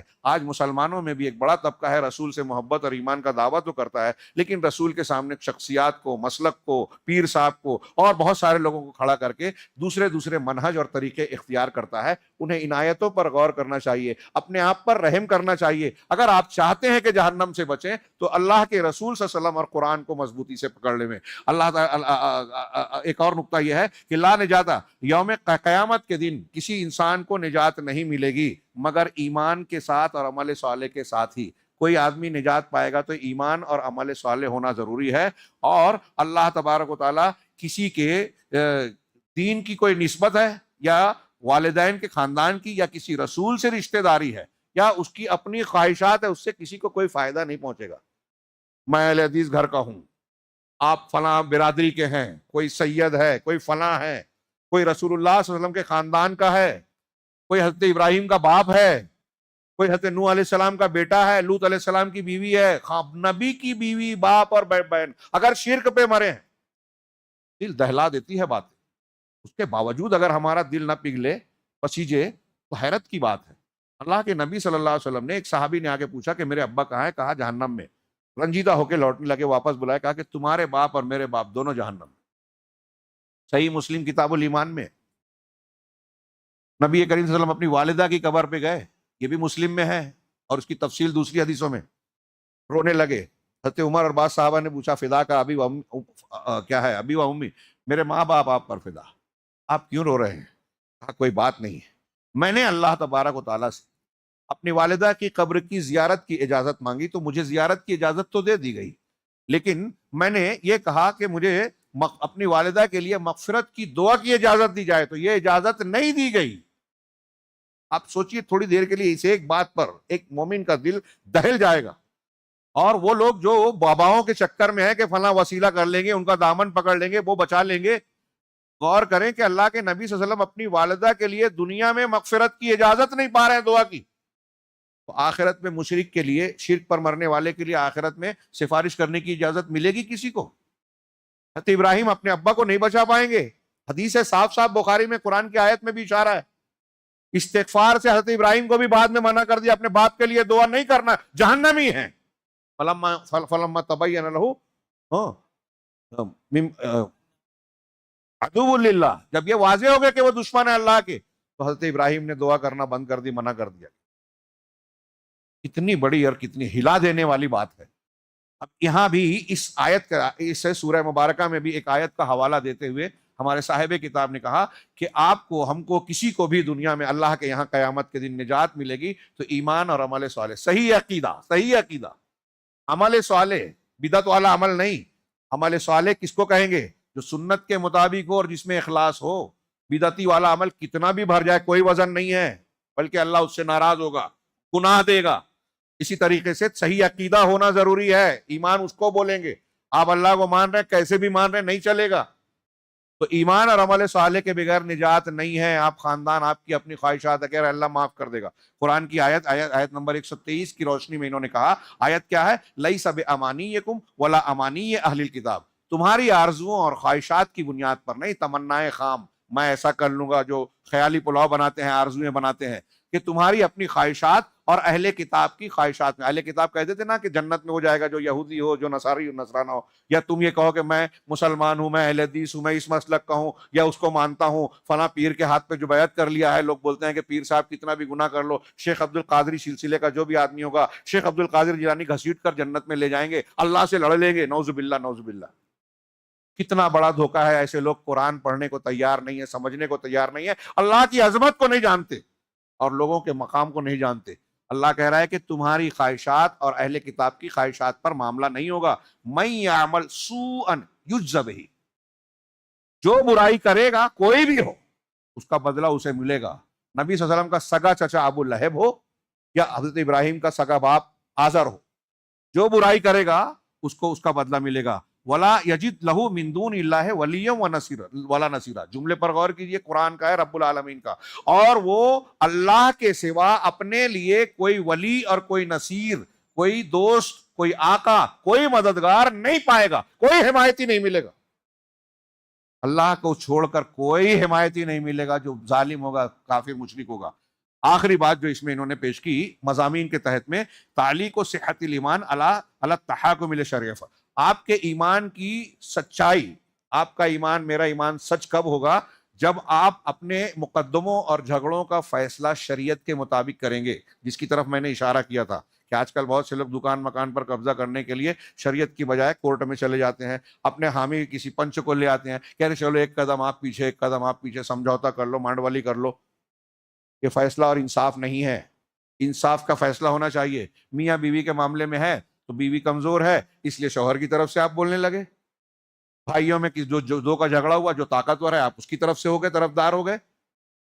ہاں، جہاں آپ کو لگ رہا ہے کہ یہاں میں مفتی صاحب کے پاس جاؤں گا تو جو فیصلہ کریں گے وہ میری مرضی کے مطابق نہیں رہے گا، تو ان کے پاس جاؤں جو تحفے تحائف لے کے تھوڑا میرے حساب سے بول دے میں، راستے بتا دے میں، حرام کو حلال اور حلال کو حرام کرنے کا جو فن جانتے ہو، نعوذ باللہ، ہیلے جانتے ہو کہ نہیں زکوٰۃ دینے سے بچنے کا یہ طریقہ ہے، یا بھائی کے حق کو مارنے کا یہ طریقہ ہے۔